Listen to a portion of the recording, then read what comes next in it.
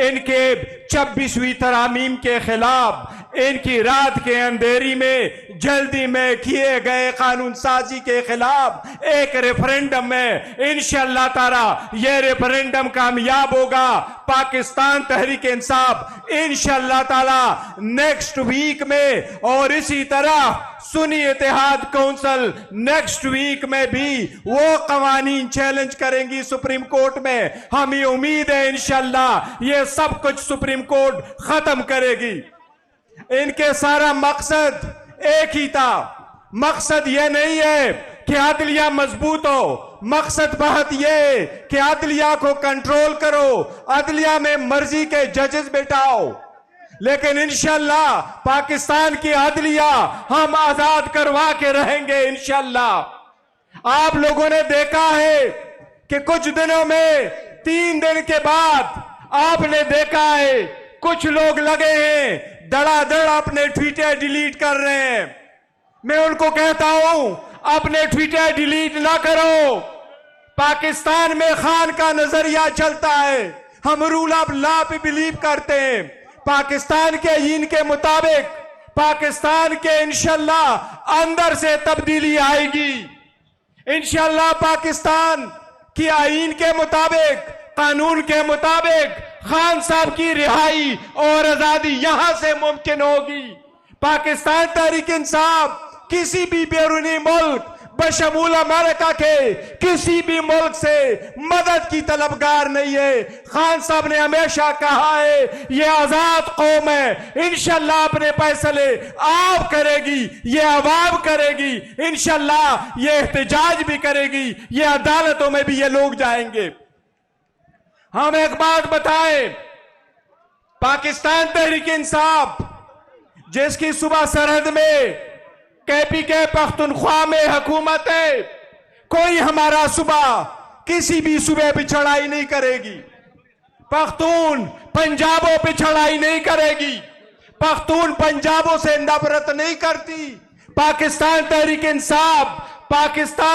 انصاف ہر صوبے سے محبت کرتی ہے۔ جتنے پختونوں سے پیار ہے اتنے ہی پیار ہمیں پنجابیوں سے، اتنے ہی پیار ہمیں سندھیوں سے، اور اتنا ہی پیار ہمیں اپنے بلوچ عوام سے ہے۔ اسی لیے ہمارا دل آج دکھتا ہے جو بلوچستان میں دھماکہ ہوا ہے۔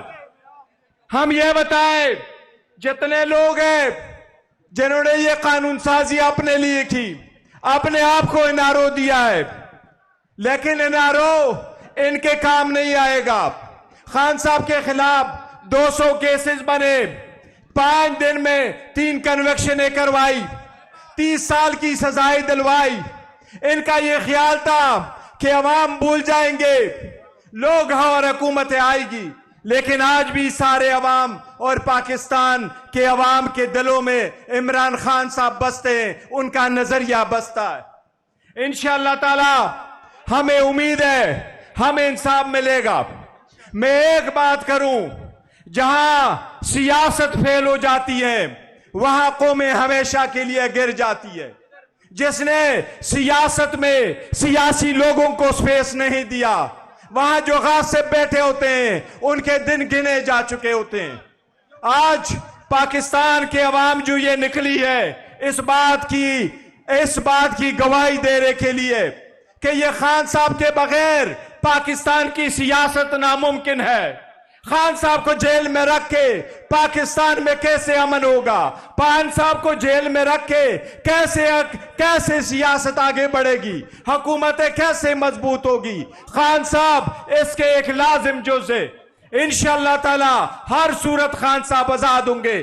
انشاءاللہ تعالی آپ کا وہ منزل خان صاحب کی رہائی بہت قریب ہے، انشاءاللہ تعالی بہت قریب ہے۔ خان صاحب ایک بات کہہ رہے ہیں، وہ یہ کہہ رہے ہیں کہ میں عوام کی حقوق کی خاطر، آپ کی آزادی کی خاطر، اس ملک کے خود مختاری کی خاطر جیل میں ہے۔ تب تک وہ بیمار نہیں ہو رہے، وہ نہیں کہہ رہے کہ میں بیمار ہوں۔ بجلی بند کر دی گئی، ڈاکٹر کی